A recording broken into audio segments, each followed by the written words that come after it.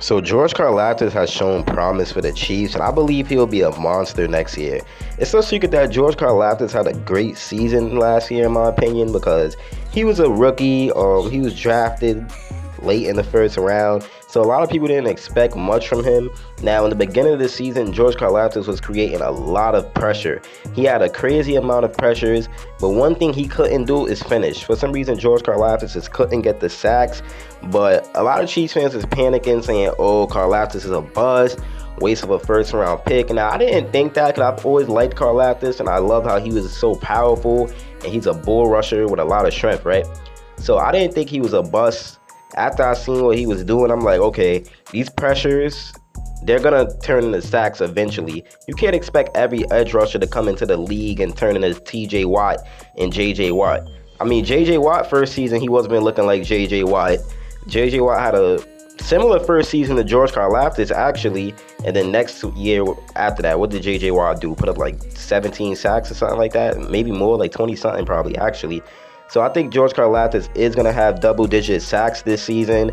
My projection for him is anywhere around, I say 10 to 13 sacks. I don't want to drag it and say he's going to get 15, but I got 10 to 13 sacks. If you see what he was doing in the beginning of the year, them pressures is honestly crazy. He's had to get more comfortable with the defensive line, and that's what he did. He got more comfortable, and he started getting sacks. He had like 6 sacks in the second half of the year.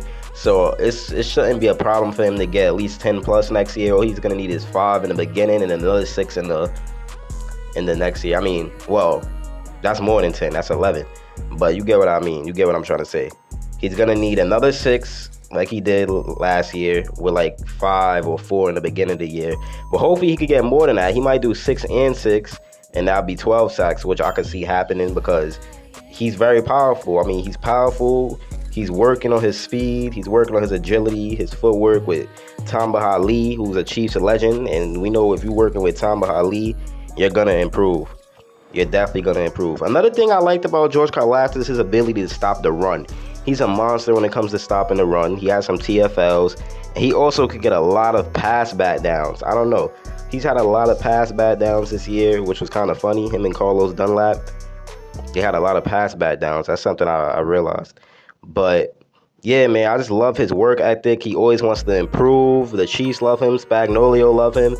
George Karlaftis is like a dream edge rusher for Steve Spagnuolo. I feel like that was a perfect edge rusher for him. A big edge rusher, not too fast, but he has a lot of power. And yeah, Spagnuolo, he just loves them big edge rusher. Now, a lot of y'all make fun of me for saying his name because I don't know how to say his name, but I'm just going to say Coach Spags. Coach Spags, man, he loves them big, powerful edge rushers, and that's why they drafted George Karlaftis. And you see this year they drafted Usama. So I can't wait to see what Karlaftis does with Usama, and then you still got Chris Jones and Kenyaji Coburn. So I already like what the Chiefs is doing with this new defensive line. This whole time I was making a mistake. So George Karlaftis had 5.5 sacks in the second half with a .5 sack in the first half. So that's what I meant to say. It's still the same thing. So he has 6 sacks. So that's very good. 6 sacks is very good for a rookie, in my opinion, a rookie defensive lineman at that. It is not easy to get sacks in the NFL, especially when you're on the Chiefs. You have all these good teams that you're going against and these good offensive lines. It kind of was hard. You know what I mean? So he really showed that he's going to be something special and that he's ready for the big moment. And the reason why I say he's ready for the big moment is because he had a sack against the Bengals. Now, the Bengals' offensive line is obviously horrible, but it's not really about that. My point is, it was in an AFC Championship game. It was a big game. Win or go home. That's all it is in football. And if they didn't win that, the Bengals, they was going to have the one-up on us. There's going to be 0-4 in the series. And that's not what we wanted. We did not want it to be 0-4. And that was going to be their second year eliminating us in the AFC Championship.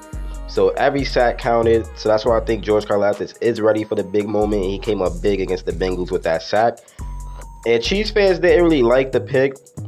But not all Chiefs fans. Some liked it. Let me know in the comments. And be 100% honest. I ain't going to bash you. Did you like the pick or did you not like the pick? I love the pick. I always did. I knew at 6'4", 263 pounds, it was going to be perfect for Spags. And he honestly gives me J.J. Watt vibes. Now, the reason why I say he gives me J.J. Watt vibes is because, I mean, just look how similar their rookie seasons were to each other, man. J.J. Watt, 5.5 sacks. That's less than Karlaftis. 13 TFLs. Okay, that's more. 19 QB hits. That's more. But then after that year, J.J. Watt broke out. He broke out. That's usually what defensive linemen do after they rookie season. Well, defensive ends after they rookie season, good ones, first rounders, they break out. You know, so J.J. Watt had 20 sacks, 39 TFLs the year after his rookie season, and then George Karlaftis' rookie season stats were 6 sacks, 8 TFLs, and 11 QB hits. So it's not that bad, man. I don't know, man. I think it's pretty close, and I'm honestly excited for Karlaftis' future with Chris Jones, Keondre Coburn, Charles Omenihu, FAU. So the D-line is looking good. Then the secondary is looking very good. So I'm really happy with how the way the Kansas City Chiefs are building this defense. Now, a lot of people say Spags is the problem and how he's not going to ever have a top 10 defense because of the way he is in the first half of the season. But in my opinion, I think Spags could have a top 10 defense this year. At least top 15. It's like, how can't you? Honestly think he could. It's like, how can you? Like, look at this talent that we have in this defense. So he should have a top 10, top 15 defense this year. And even if he doesn't, we know it's going to be better throughout the season. And yeah, man, this is the dream. Charles Omenihu, Karlaftis, and FAU as defensive ends, that's his dream. This is perfect for Spags. And what I like about Omenihu, we could either put him at DT. A lot of his sacks came from DT. So I think what we should do, have Keondre Coburn come in sometimes, and then you put Omenihu next to Chris Jones, and then FAU and Karlaftis start. Or you could do Omenihu on the edge, Karlaftis on the edge, Keondre Coburn, and Chris Jones at the DT spot. So I don't know, man. And yeah, I just love what the Chiefs is doing, and it just feels so good to see that they're gonna have a good defense. And Mahomes is finally not going to go through hell to win a football game. Well, he doesn't usually go through hell because he's so talented, but you know, he's not going to have to be scared of his defense selling the bag. You know what I mean? So that's going to be something very good to watch, and honestly just can't wait to see it. New mic, new phone is still on the way, but I'm still going to be uploading every day for y'all with some double uploads on some of those days.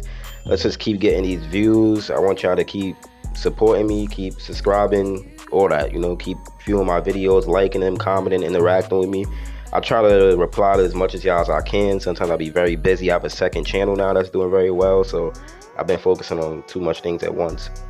But yeah, we love George Karlaftis, and I do think he's going to be very good with the way he works, his grind, the pressures he's had in the beginning of the season last year, and them 6 sacks that he had in the second half of the season with all them pass bat downs, and the fact that he's a powerful bull rusher and he's training with Tamba Ali. I just can't wait to see what's going to happen.